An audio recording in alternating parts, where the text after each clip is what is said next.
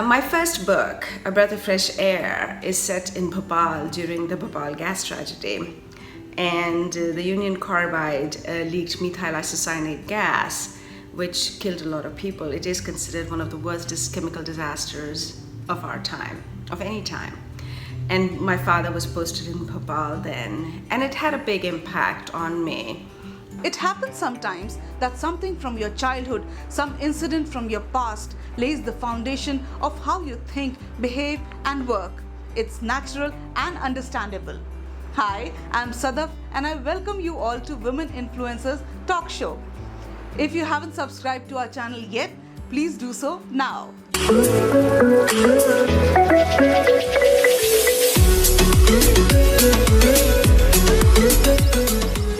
Our guest on today's show is an author of 7 books of fiction.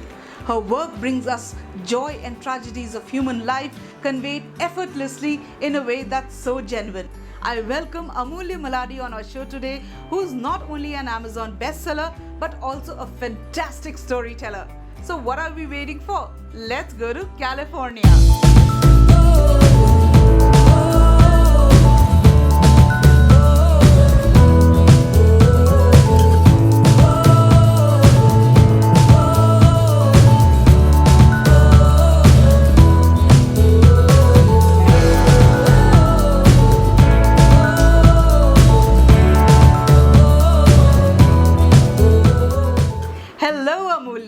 Welcome to Women Influencers Talk Show. How are you doing? And how is California in this pandemic? Thank you so much for having me on your talk show. I am very excited. I'm good, dealing with the pandemic, feeling a little claustrophobic at times. I work for a medical device company, a diagnostic company, so we are very busy with COVID. So my day job is taking up a lot of my time and space. California is lovely. We love living here. I have always loved California, and I have to say Southern California is a pleasure. That's great. Amulya, your life journey, as I have read, has been a very intriguing one. But before we dive into those questions, let me ask you, how was your childhood? I was born and raised in India. My father was an officer in the Indian Army, so I had the pleasure and opportunity of living all over India, and it was indeed a pleasure. I had so much fun. And we lived in the Himalayas, we lived in Gujarat, in Madhya Pradesh, Tamil Nadu, all over the world. I lived in Assam, the Himachal Pradesh. I had a fun childhood in that way, where I got to discover India. It also jogged my imagination, and I was introduced to books through army libraries, and they would have these old books by Enid Blyton and other authors, Nancy Drew and Hardy Boys, and I was fascinated by that world. And when I was 11, I wrote my first book, and that's how this journey started. Frankly speaking, Amulya, I too am a big fan of Nancy Drew and Enid Blyton, and given a chance, I will never miss reading them. Amulya, I have read in your profile that when you were 11 years old, you had experienced an incident which left a mark in your life. Please share. My first book, A Breath of Fresh Air, is set in Bhopal during the Bhopal gas tragedy. And the Union Carbide leaked methyl isocyanate gas, which killed a lot of people. It is considered one of the worst chemical disasters of our time, of any time. And my father was posted in Bhopal then, and it had a big impact on me, being part of this catastrophe, this amazing event that took place that was so devastating. But that year was also the year when, 1984, when Indira Gandhi was murdered, and that combined with what happened with the Bhopal incident, those two had a big mark on me, and they stayed with me. So it had a big impact on me, and so it happened that I wrote my first book. This was the story I wanted to tell, and that was the story I told in A Breath of Fresh Air. Yes, I have read that book, and how lucidly you have presented an ordinary woman's aspirations in a very touching manner. And I love the characters of Anjali and Sandeep. Amulya from an engineering degree to now becoming a storyteller. What was the reason for this shift, and what influenced your writing and your ideas? Well, I've always been a storyteller. I've not been an engineer ever. I've only got an engineering degree, but I have a bachelor's in engineering and a master's in journalism, and I have worked in marketing my whole life and content and storytelling. So I don't think there was much of a shift. I continue to be in marketing. I continue to be a storyteller. And the influence on my writing has just been having a vivid imagination and wanting to step into different worlds and answer questions. Like, what happens when somebody tries to commit suicide? What happens if an Indian woman has to come home and tell her family, conservative family, that she's in love with somebody else, a foreigner, an American? What happens when? Well, a good writer is always a people's watcher, and every reader wants to know why something has happened or where something has happened. Amulya, you shifted your base from India and then went on to live in Denmark, and now finally you're based in California. How has been the journey like? I was born and raised in India, and then I came to the United States to do my master's, and I met my husband, who is Danish. And we lived in the US for 8 years. We lived in Memphis, we lived in the Bay Area and Silicon Valley, and then we also lived in Utah for a small time. And then we moved to Denmark, and we lived all over Denmark, and we lived in Denmark for 14 years. I have to say, I loved living in Denmark, especially now that I don't live in Denmark anymore, because the weather was brutal. But I got to see Europe. I had got to have these experiences that I wouldn't have had. And I got to understand different perspectives in a very profound way. That people are different based on where they come from, but people are just different. And that was the pleasure of living in Europe. And Copenhagen is one of my favorite cities in the world. Again, a lot to do with the fact that I don't live there anymore.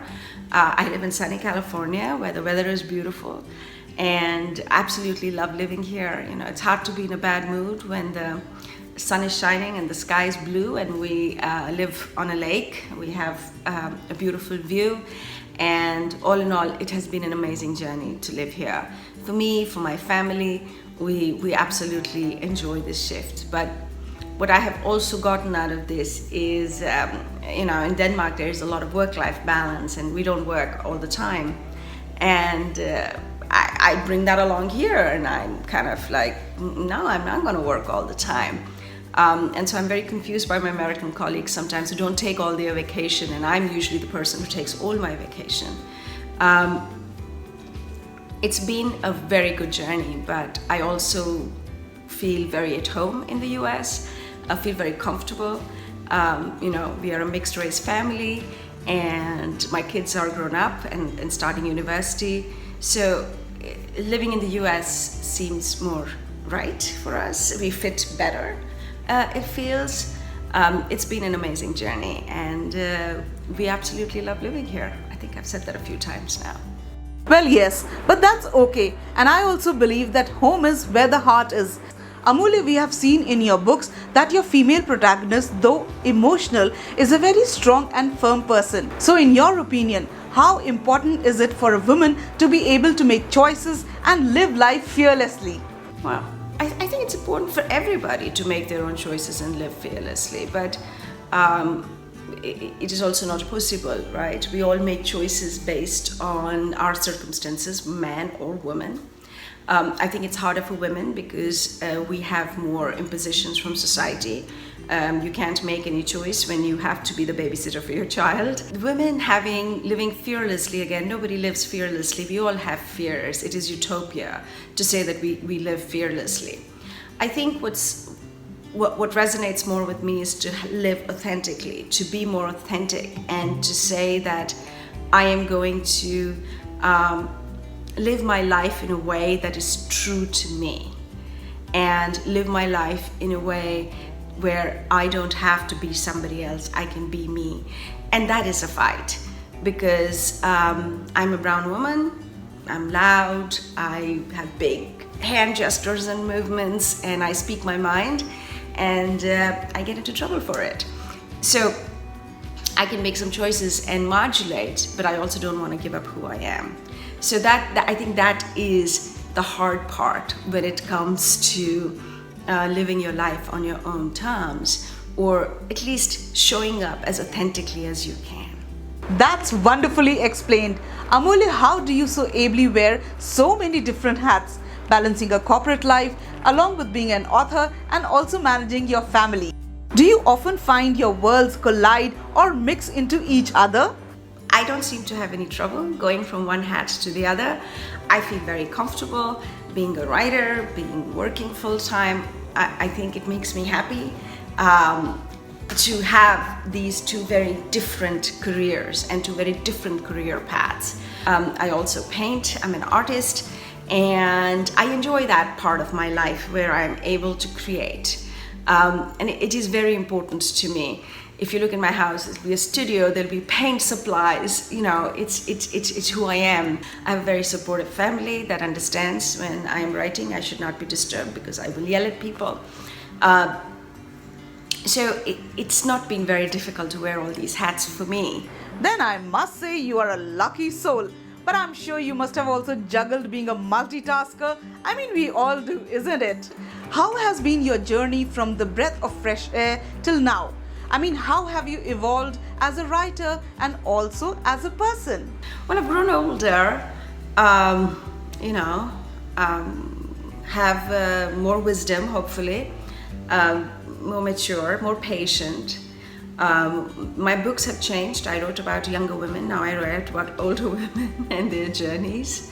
I have become a more critical writer, so it's harder to write, but I've also become a more generous writer. I am not as hard on myself as I used to be. I used to constantly think I'm the worst writer in the world, and I'm just so fortunate that somebody reads my books and oh my God, I had this imposter syndrome, so I have less of it now.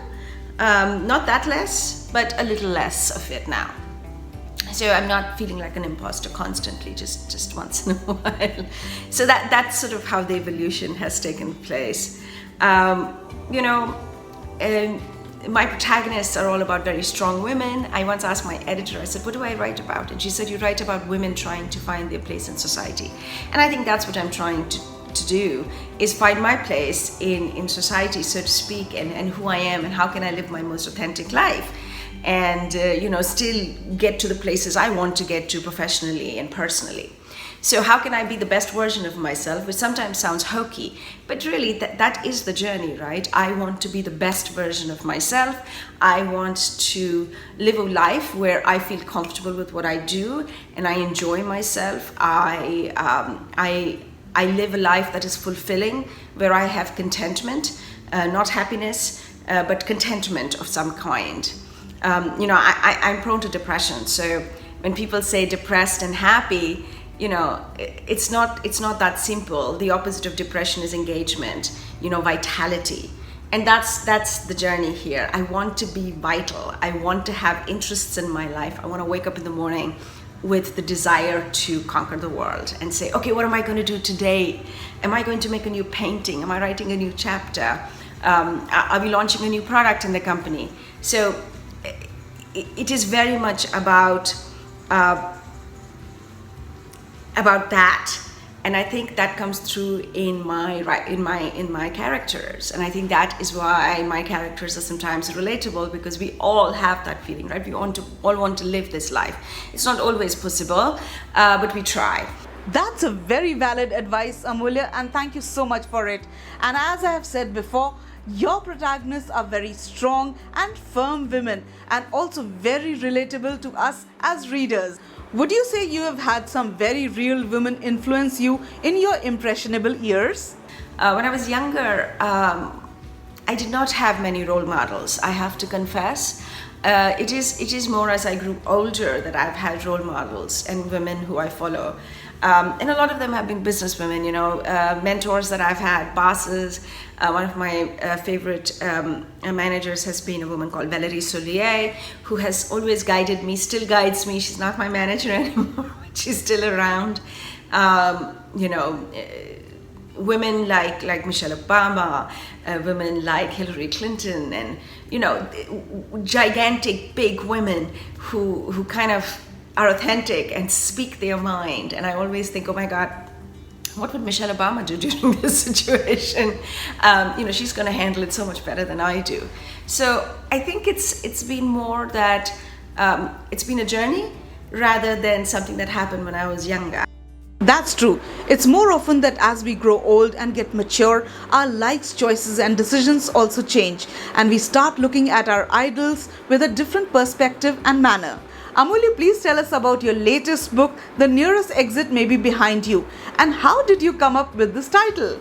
Before the pandemic, I used to travel a lot for work, and there is something about it, and it gets tiring, don't get me wrong. It's not all perks all the time. It is exhausting, but it is sort of this aspect of traveling that I was thinking about. And I was sitting on a plane and I was thinking about the book, and then I said, please watch out, the nearest exit may be behind you. And I was like, oh my God, that is the title of my book, because it's in two different ways. Sometimes the nearest exit is behind you, so you have to keep your eye out for things. Watch. Things are not always what you think they are going to be. And also that your past is sort of helping you grow and develop into the future. So that was very much where that title came from. And the book, I call it my, one of my role models is Sheryl Sandberg. I loved Lean In. I know some women have problems with it. For me, it taught me how to lean into my career and have a career. So I really appreciate what Sheryl Sandberg did to me. And she has a little cameo in The Nearest Exit May Be Behind You. And I have a small story here. When the book was ready, I sent her an email. And I had no expectation. I said, Cheryl@facebook.com. I mean, who's going to respond? And I told her that I had written this book and she was in it, and this is a fictional Lean In. And she responded like within an hour, and I sent her a copy of my book, and she wished me the very best with it. So that was a really big story for me. The book and the story is about a woman who has to learn to silence her inner critics and move forward. And a lot of women I meet and I work with, young women, older women, we all have these very loud inner critics who are trying to tell us we are not good enough or we will fail. And this book is a lot about saying, no, I'm all right. I will succeed and I have what it takes. Thank you for detailing that out. What tips would you like to give to the future writers, and also how can they improve their writing skills? I think it was Hemingway. Hemingway said, write drunk, edit sober. And that's true. Write drunk. I mean, just write. Come on, get it all out. Just vomit on paper. Don't worry about how it looks. But then you have to edit like nobody's business. You have to keep editing. And I meet writers who say, oh, I don't like to edit my work because if I edit it too much, it loses something. I'm like, no, it only gains. Keep editing. I usually, after my first draft, I do a second draft. Second draft is the hardest because that's the biggest cleanup. And then I do a third draft and a fourth draft and a fifth draft. And it's usually, I do about 6 drafts before I send it to my agent. And then she makes me go through a couple of drafts. And then we send it to, if it's bought and it's going to be published, then it goes to an editor who does another 2 drafts. So by the time your book is done, you've gone through so many drafts. So editing, making your book editor ready, taking out all the flab, the fat, the unnecessary stuff, making it as tight as possible and telling your story that way is really important. And that is the most important thing you can do. Well, thank you, Amulya, for that tip. And now that comes from a pro. So all you future writers, now you know what you've got to do. Before we say goodbye to you, Amulya, let's have a rapid fire question round. I'm sure it's gonna be very, very thrilling and so much fun. Here we go. What's your favorite childhood memory? Eating, in Telugu we call it tenkai. It's the mango, seed, and ripe mango, just eating that with all of it flowing down your arms. Oh, love it. Oh wow, that must be so much fun. Okay, so now I can't miss this asking you, who is your favorite author? Well, I don't have a favorite author. I have favorite authors. But I have a favorite book. Catch-22 is one of my all-time favorite novels. I don't think Joseph Heller is a favorite author though. I must say you have a very good taste, Amulya. What is your worst fear? My worst fear, cats. I'm paranoid. Put a cat in front of me and I will stand up and scream very, very loudly. Oh my god, cats, really? So now you all know what creature shouldn't come near Amulya ever. Now my next question to you is, which is your favorite holiday place? Cities. I love European cities. Take me to Paris, take me to Amsterdam, take me to Copenhagen, anywhere. I love a city experience. City girl, huh? Okay, so now one thing which you love about yourself. My energy. I actually do like my energy. So when I don't have it, it's a big loss for me. And that's why, when I'm depressed and I don't have vitality or energy to do anything, all I want to do is lie on the couch. That is the hardest thing for me. Wonderful. So one thing now which you don't like about yourself. Oh my God, where do I start? How hard I am on myself, how critical I am, how I can take any situation that is great and turn it into total crap by overthinking it. All right. So who is your go-to person? My husband. He's my go-to person. I go to him all the time. He's my best friend. We've been together for, 25 years now? Something like that. We've been together for a very long time, and he's my go-to person for all things good, bad, ugly. All right, sounds you have a great relationship. Congratulations. So what is that first thing that you do in the morning? Make a cup of coffee. That's the first thing I do in the morning. Well, ask me. I feel like a zombie if I don't get that hot cup of tea first thing in the morning. So what is one thing that you cannot travel without? Chapstick. Really, cannot travel without chapstick. Try doing it. I have to say, I come back with my lips like 5 times the size, and it's so painful. Chapstick, cannot travel without. Oh my god, really? I'm sure you must be keeping it very, very handy with you. So what is your motto in life? I don't think I have a motto in life, but I do have a philosophy which says, my happiness is my responsibility. Nobody can make me happy. Nobody but myself. I'm the only one who can make myself happy. That's a great philosophy, and more than a philosophy, I think it's a way of life. Now my last question to you is a little tricky. Which is your favorite book from the books that you have written, and why?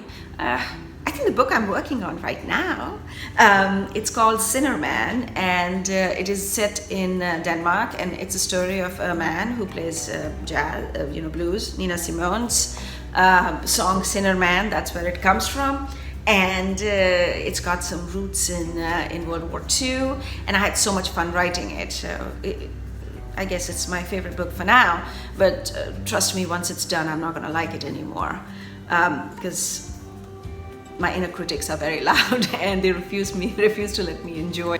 Well, all I can say is that if we become our own critics, we become better performers. Amulya, thank you so much for coming on our show today and sharing your story and the tips with our viewers. I wish you all the best in your life.